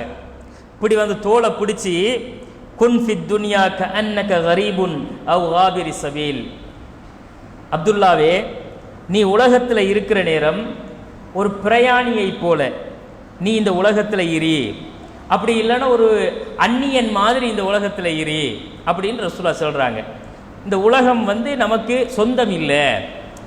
நாம் ஒரு பிரயாணின்னா ஒரு ஊருக்கு போனால் அந்த ஊரில் இருக்க மாட்டோம், திரும்பி வந்து தான் ஆகணும். அப்போ நாங்கள் போக வேண்டிய பயணம் மறுமை. இந்த உலகம் நாம் பயணம் செஞ்சு வந்திருக்கிறோம், ரிட்டன் போகணும். அப்போ அந்த மாதிரி நீ இருந்துக்க, உலகத்தில் ஒரு அந்நியனை போன்றோ அல்லது ஒரு பிரயாணியை போலவோ நீ வாழ்ந்து கொள்ளுன்ற ரசூலுல்லாஹ் ஒரு அறிவுரையை சொல்லி கொடுத்தாங்க. அப்படித்தான் அவங்களோட மனசில் அந்த மறுமையை பற்றிய ஒரு சிந்தனையை ரசூலுல்லாஹ் விதைத்து கொண்டே இருந்தார்கள் அப்படிங்கிறத நாங்கள் பார்க்குறோம். இது புகாரியில் 6416வது செய்தியில் பார்க்கலாம். ஆனால் இவ்வளோ செய்திகளுமே எங்களுக்கு ஒரு செய்தியை சொல்லுது, ரசூலுல்லாஹ் உலகத்தில் பற்றில்லாத ஒரு வாழ்க்கை வாழ்ந்தாங்க. துனியாவுக்காக ரசூலுல்லாஹ் ஒருபோதும் என்ன செஞ்சதில்லை, முண்டி அடித்து கொண்டது இல்லை. அல்லாஹுடைய ரசூலுக்கு கிடைச்சதில் சந்தோஷமாக வாழ்ந்தாங்க. கிடைக்காத எந்த ஒன்றுக்காகவும் ரசூலுல்லாஹ் அலட்டி கொண்டது இல்லைன்றதை நாங்கள் பார்க்குறோம். இப்படி ரசூலுல்லாஹ் வாழ்ந்தவங்க யார திருப்திக்காகவும் எதுக்காகவும் வாழ்ந்தாங்க? அல்லாஹுடைய திருப்திக்காகவும் அல்லாஹுடைய அந்த மறுமையில் கிடைக்கின்ற மகத்தான அவனுடைய பொருத்தத்திற்காகவும் சுவர்க்கத்திற்காகவும் தான் வாழ்ந்தார்கள். அதுக்குத்தான் அந்த சமுதாயத்தை தயார்படுத்தினாங்க. ஆனால் உலகத்தில் பற்றில்லாத வாழ்க்கை தான் வாழ்ந்தாங்க. ரப்புடைய திருப்தி கிடைச்சணும், ஏண்ட ரப்பு என்னை பொருந்திக்கணும், நான் அல்லாஹ்வோட ஒன்றாக ஒன்று கலக்கணும், அவன் பொருத்தத்தை நான் உள்வாங்கி பெற்றுக்கொள்ளணும்ன்றதுக்காக துனியாவில் பொண்டாட்டியை விட்டுட்டு போய் காட்டில் வாழ்ந்தாங்களா? புள்ள குட்டியெல்லாம் விட்டுட்டு போயிட்டு ரசூலுல்லாஹ் மலைகளில் வாழ்ந்தாங்களா? தியானத்திலேயே போய் ஒரு மலை அடிவாரத்தில் ஒரு மரத்துக்கு கீழே குந்திக்கிட்டு இருந்தாங்களா? உலகத்தில் சம்பாதிக்கிறத விட்டுட்டு ரசூலுல்லாஹ் 100 ஆடுகளை வச்சு வாழ்க்கை நடத்தினாங்களே, ஆடு மேய்க்கிறத ரசூலுல்லாஹ் விட்டுட்டு அங்கே போய் ஒரு மலை பிரதேசத்தில் குகையில வாழ்ந்தாங்களா? அல்லாஹுடைய திருப்தி தான் எனக்கு முக்கியம், என் ரப்போடு ரப்பாக நான் கலந்து விட போகிறேன் என்று ரசூலுல்லாஹ் தியானத்தில இறை தியானத்தை நோக்கி ரசூலுல்லாஹ் போனாங்களா? உலக தேவை எனக்கு தேவையில்லைன்னு அப்படி போனதை ரசூலுல்லாஹ் கண்டிச்சிருக்கிறாங்க. நேற்று நாம் அதை பார்த்தோம். அபூதர்தாவுடைய வாழ்க்கையில நாம் அந்த செய்தியை பார்த்தோம். திருமணம் முடிக்க வேண்டும், பிள்ளை குட்டி பெற்க வேண்டும், உலகத்து பொருளாதாரத்தை தேட வேண்டும், தேடிக்கொண்டு உலகத்திலே இந்த சோதனைகளுக்குள்ளே தான் வாழ வேண்டும், வாழ்ந்து கொண்டுதான் அல்லாஹுடைய திருப்தியை எதிர்பார்க்க வேண்டும். ஆனா இன்னைக்கு சமுதாயத்தில் நாங்கள் எல்லாம் இறை தியானிகள், ஞான சூஃபிகள், நாங்கள் எல்லாம் அல்லாஹுடைய பொருத்தத்தை நேரடியாக பெற்றுக்கொள்ள முயற்சி செய்தவர்கள் என்று சொல்லி பெரியார்களுடைய பேர்ல நிறைய கதை விட்டு அடிச்சிருக்கிறான். ஆனா அப்படி வாழ்ந்து இருக்கிறாங்க. இஸ்லாம் துறவரத்தை ஒருபோதும் ஆதரித்தது கிடையாது. இஸ்லாத்துல துறவரம் இருக்குதா? துறவரத்துக்கு இஸ்லாத்துல இடம் கிடையாது. துறவரம் என்பது லா ரஹ்பானியத்த ஃபில் இஸ்லாம். துறவரம் எல்லாம் துறந்துட்டு போறதுன்றது இஸ்லாமே கிடையாதுன்றாங்க ரசூலுல்லாஹ். இஸ்லாத்துல நீங்க எப்படி போகலாம்? மனைவி தேவல்ல, மக்கள் தேவல்ல, சொத்து தேவல்ல, செல்வம் தேவல்ல, வீடு வாசல் தேவல்ல, ஒன்றும் தேவல்ல எனக்கு துனியாவில் நீ போறதுக்கு இஸ்லாம் அப்படி வழிகாட்டலன்னாங்க ரசூலுல்லாஹ். சஹாபாக்களுடைய ஒரு கூட்டம் வந்தார்கள். மனைவி மக்கள் அவங்களுக்கு தேவைப்பட்டுச்சு. மனைவிமார்கள் இல்லாத கட்டத்தில் கஷ்டப்பட்டாங்க. உலகத்திலே நாங்கள் திருமணம் முடித்து சந்தோஷமாக வாழணும்ன்றதுக்குத்தான் அல்லாஹு தஆலா ஜோடு ஜோடாக இந்த உயிரினத்தை படைத்து வைத்திருக்கிறான். ஆண்கள் என்றும் பெண்கள் என்றும் அல்லாஹ் ஏன் படைச்சிருக்கிறான்? வஹலக்னாக்கும் அஸ்வாஜா, உங்களை ஜோடியா படைச்சிருக்கோம். ஜோடி தேவல்லனா நீ யாரை மறுத்து போறாய்? ஜோடி எனக்கு தேவையில்லண்டா, ஆம்பளைக்கு பொம்பளை தேவையில்ல, பொம்பளைக்கு ஆம்பளை தேவையில்லண்டா, நீ யாரு? யாருடைய விதியை மீறுகிறாய்? அல்லாஹ் போட்ட விதியை இல்லையா மீறுறான்? அல்லாஹ் இயற்கையாக மனிதனுக்குள்ளே வைத்திருக்கிற உணர்வுகளை இல்லையா அந்த உடைச்சு வீசுறான்? அப்ப அல்லாஹ்வுக்கு எதிராக இவன் போறான் என்ற அந்த உணர்வு கூட இல்லாம இவங்க என்ன செஞ்சாங்களாம்? அல்லாஹ்வுடைய தியானத்திலேயே லயித்து போனார்களாம். அப்படி பார்த்தா அதுல நிறைய பேருடைய வரலாறுகள் இருக்குது. இவர்கள் எல்லாம் ஞான சூஃபிகளாக போனாங்க. சூஃபிகள் என்று ஒரு கூட்டத்தை சொல்றாங்களே, இந்த சூஃபிகளோட வரலாறு எல்லாம் நீங்க எடுத்து பார்த்தீங்கன்னா இவங்கள முக்காவாசி பேருமே பொண்டாட்டி தேவல்ல, புள்ளகுட்டி தேவல்ல, உலகம் தேவல்ல, சொத்து பத்து தேவல்ல, சம்பாத்தியம் தேவல்ல, எங்கேயாவது துறவரத்துக்கு போனவனா தான் இருப்பான். அவர்கள் பெரிய பெரிய அறிஞர்கள் என்று, பெரும் பெரும் மாமேதைகள் என்று, பெரும் பெரும் மகான்கள் என்று, இறைநேச செல்வர்கள் என்று இன்றைக்கு சமுதாயத்தை ஏமாத்துறானா இல்லையா? எங்களுக்கு தெரியாதவர்கள் இறைநேசர்களா? அவர்களை அல்லாஹ் பொருந்தி கொண்டானா? அவர்களுக்கும் அல்லாஹ்வுக்கும் இடையில் உள்ள தொடர்புகள் என்ன, எப்படி அவர்கள் இருந்தார்கள், எங்களுக்கு அதை ஜட்ஜ்மெண்ட் பண்ணேலாது, எங்களுக்கு தெரியாது. நல்லவங்களா இருந்துட்டு போகட்டும். ஆனா துறவரம் மேற்கொள்ளேலுமா? எவ்வளவு பெரிய நல்லவனா இருந்துட்டு போனாலும் அவர் மகானா இருந்தா துறவரம் போகக்கூடாது. ஆனா துறவரம் போனவர்களுடைய வாழ்க்கையை எடுத்து பார்த்தீங்கன்னா கல்யாணம் முடிச்சுட்டு பொண்டாட்டியை விட்டுட்டு போனவங்க இருக்கிறாங்க. கல்யாணம் முடிக்காமலேயே பொண்டாட்டி உள்ள குட்டி தேவலாண்டு போனவங்க இருக்கிறாங்க. அதுல எடுத்துக்காட்டுக்கு நான் உங்களுக்கு சில பேரோட பேரை சொல்றேன். இவர்கள் எல்லாம் மகான்கள் என்ற பேர்ல தூக்கி இந்த சமுதாயம் கொண்டாடுறவங்க. நினைவு நாள் கொண்டாடப்படுகிறவர்கள், அவர்களுக்காக என்றே தனித்தனி கூட்டங்களும் தரிகாக்களும் சிந்தனைகளும் உருவாக்கப்பட்டிருக்குது. சமுதாயத்தில் ரபியா அல் அதவியா அப்படின்னு ஒருத்தர் இருந்தார். இவர் ஒரு மிகப்பெரிய பிரபலியமான ஒரு சூஃபி. இவர் அல்லாஹ் மீது அன்பை மையமாக கொண்டு நாம் வாழ்றேன் என்ற பேர்ல என்ன செஞ்சாருன்னா துறவியா போனாரு, துறவரம் மேற்கொண்டார். இவர வரலாறு. இன்னொன்று அபு யசீத் அல் பிஸ்தாமி என்றவர். இவரும் மிகப்பெரிய ஒரு ஞான சூஃபி என்று சொல்லுவாங்க. அவங்க முன்னோடிகளாக சூஃபிகளுக்கு முன்னோடியாக சொல்றேன்னா அபு யசீத் அல் பிஸ்தாமியத்தான். அப்படிப்பட்ட ஒரு துறவி. இவர் சின்ன வயசுல துறவரம் போயிட்டாரு, கல்யாணம் முடிக்கல, இளம் வயசுலே நம்மள மாதிரி சின்ன சின்ன வயசுலேயே எல்லாம் விட்டுட்டு போயிட்டாரு அப்படின்றாங்க.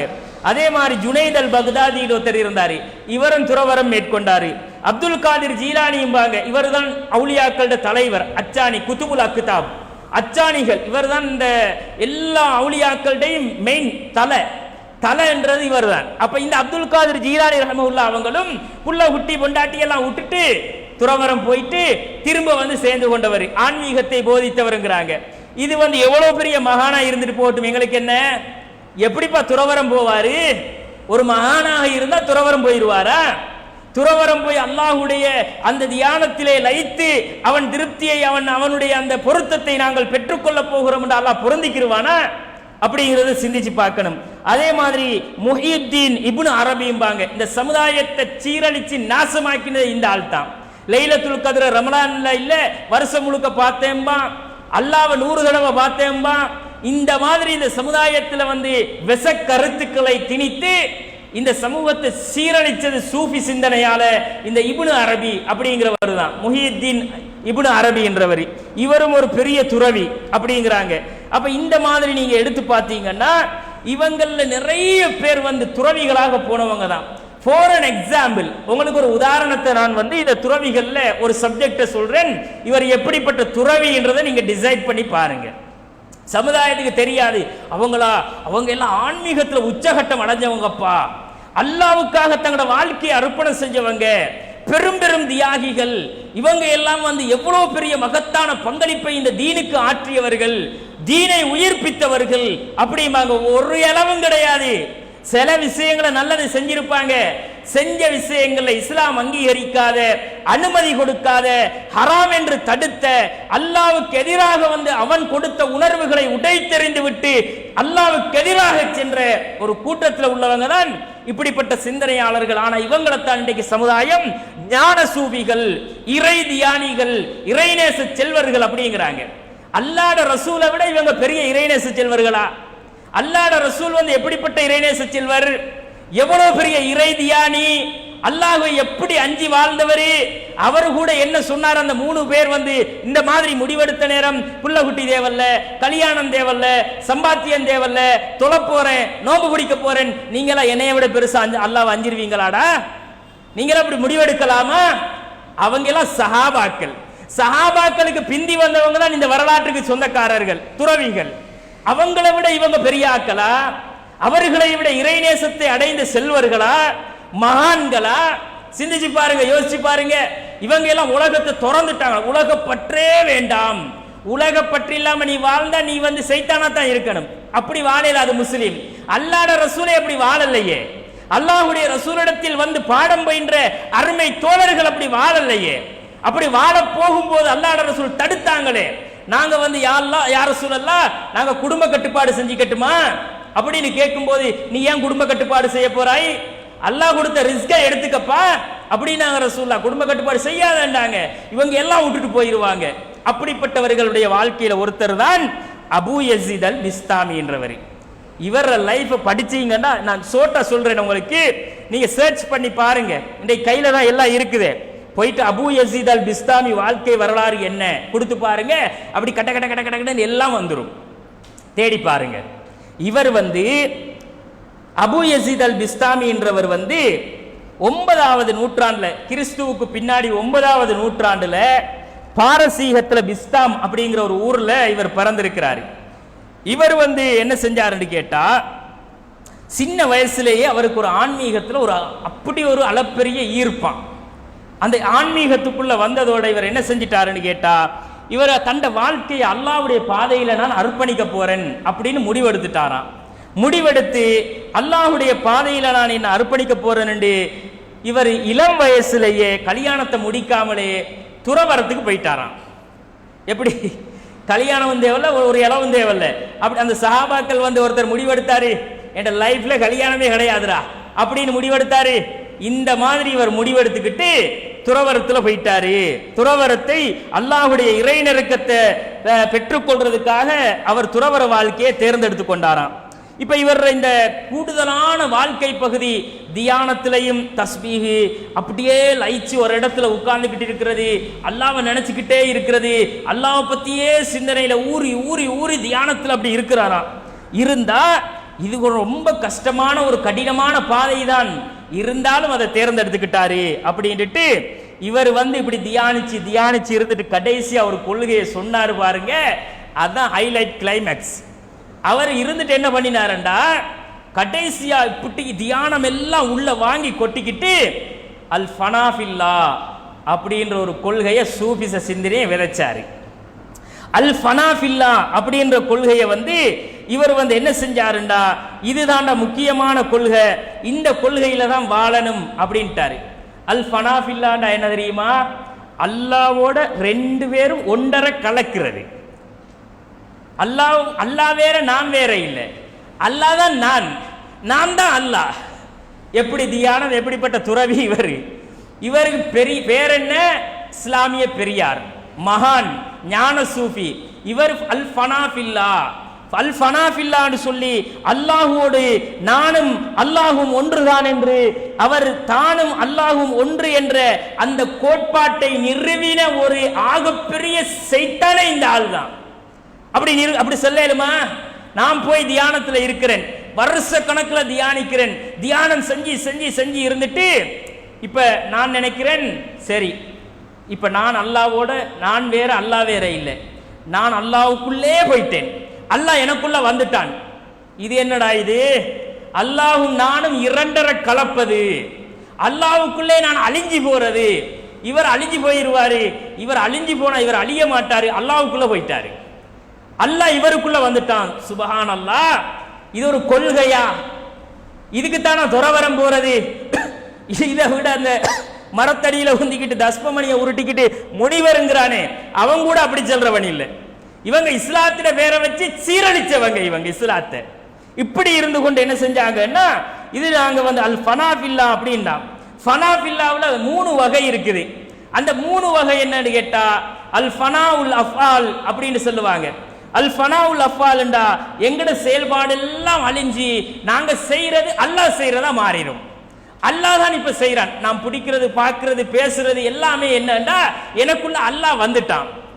இப்படி ஒரு கொள்கையை அல் ஃபனாஃபில்லாவுல முதலாவது ஃபனாவுல் அஃபால், செயல்கள் எல்லாம் அல்லாஹ்வோட ஒன்றரை கலக்கிறது.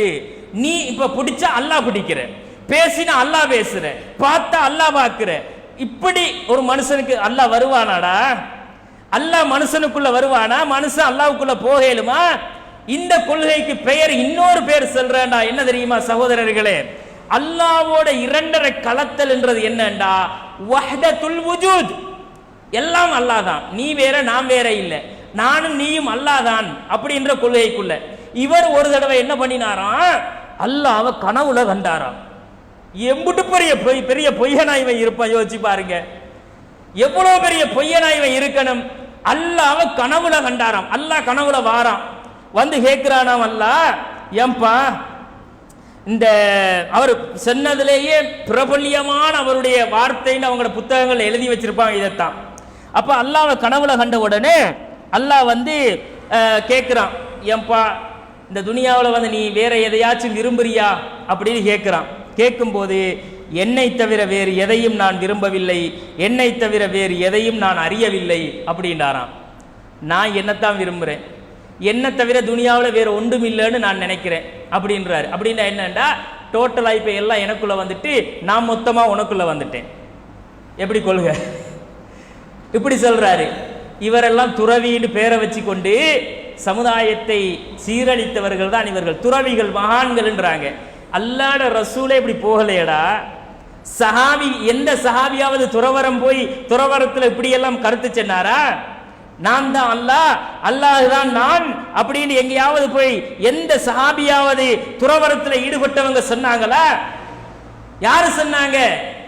அல்லாஹ்வுடைய ரசூல் இந்த உலகத்தில் வந்து ஆன்மீகத்துடைய தலைவராக வாழ்ந்தவங்களே துறவரம் போகல, குடும்பம் தேவலாண்டு போகல. இந்த உலகத்தில் வந்து இவர்கள் மகான்கள், அறிஞர்கள், அவுலியாக்கள், நேசர்கள் என்று சொல்லக்கூடிய முக்காவாசி பயலுமே துறவரம் போனவர்கள். குடும்ப வாழ்க்கை தேவையில்லை என்றவர்கள், சம்பாத்தியம் தேவையில்லை என்றவர்கள், அல் குர்ஆனுடைய அல்லாஹ்வுடைய ரசூலுடைய கட்டளைகளுக்கும் வழிகாட்டல்களுக்கும் நேரடியாக இந்த உலகத்தில் வாழ்ந்தவங்க. நிறைய விளக்கம் சொல்லுவாங்க.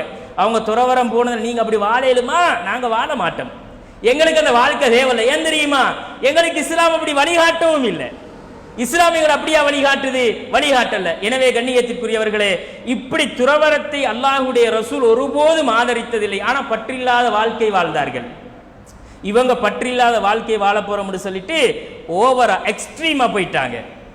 இந்த வாழ்க்கைக்கும் இஸ்லாத்துக்கும் எந்த சம்பந்தமும் கிடையாது. பற்றில்லாத பற்றற்ற துனியா வாழ்க்கை. அதனாலதான் இவர்கள் மகான்கள், அதனால்தான் இவர்கள் இறைநேச செல்வர்கள். ஒரு இளவும் கிடையாது. அல்லாஹ் இதை விரும்ப மாட்டான். அல்லாஹ் இந்த துறவரத்தில் போனவன முஸ்லீம் பட்டியல்ல சேர்க்க மாட்டான் முதலாவது.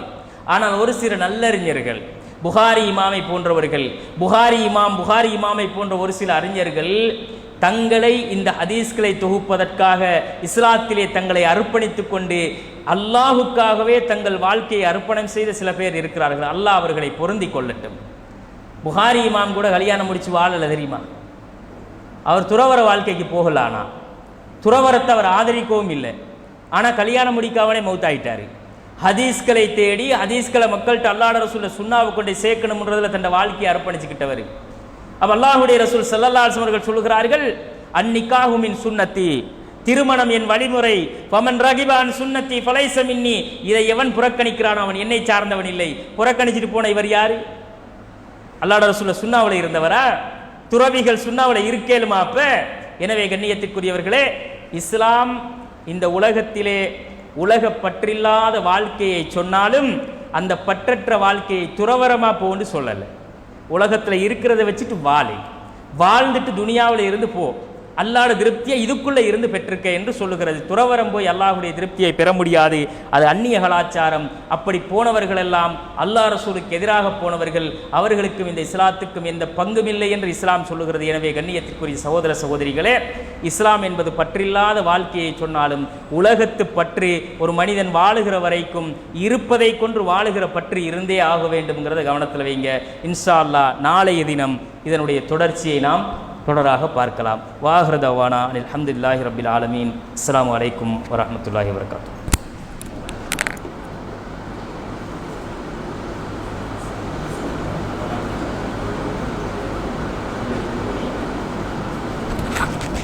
அஸ்ஸலாமு அலைக்கும் வரஹ்மத்துல்லாஹி வபரகாத்துஹு.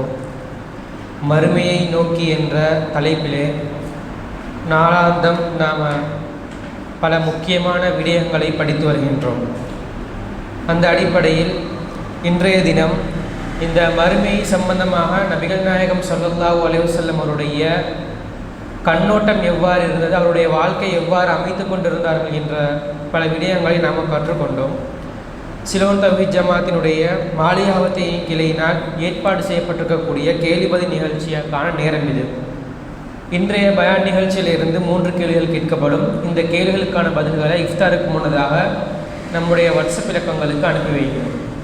முதலாவது கேள்வி, நபிகள் நாயகம் ஸல்லல்லாஹு அலைஹி வஸல்லம் அவர்களுடைய குடும்பத்தின் அன்றாட உணவு என்ன?